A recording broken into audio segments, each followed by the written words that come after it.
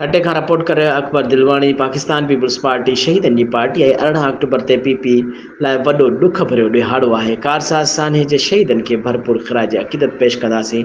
जियाले मेमुना समूह मीडिया सां ॻाल्हाईंदे वधिक चयो त पीपल्स पार्टी हमेशह ग़रीब अवाम जी ॻाल्हि कई आहे ऐं क़ाइदे अवाम ज़ुल्फ़िकार भुट्टो शहीद मोहतरमा बेनज़ीर भुट्टो अवाम ऐं मुल्क जे ख़ुशहाली लाइ क़ुर्बानियूं ॾिनी आहिनि ऐं सदन जे नक्श कदम ते हलंदड़ पीपी चेयरमैन बिलावल भुट्टो सरदारी बि साॻियो मिशन खणी अवाम जे लाइ ॾींहों राति पाण पतोड़े रहियो आहे। पीपल्स पार्टी अॼु बि शहीद ज़ुल्फ़िकार भुट्टे वारे ॾिनल मंशूर ते क़ाइमु आहे, जंहिं ते अॻुवाणनि ऐं कारकुननि ते अमली कम पिण करे रहिया आहिनि। 18 अक्टूबर वाक़े में पाकिस्तान पीपल्स पार्टी जा कारकुन या जियाला न पर मोहतरमा जा चाहींदड़ मोहबत कंदड़ पंहिंजे लीडर जे हिकु झलक ॾिसण पहुता हुआ, जिन खे ज़ालमनि शहीद कयो। कारसाज़ जे शहीदनि जे हवाले सां हैदराबाद में थींदड़ जलसे में वॾे अंग में पीपल्स पार्टी जा कारकुन अॻुवान ऐं चाहींदड़ शरीक थी शहीद साथियुनि खे भेटा पेश कंदा।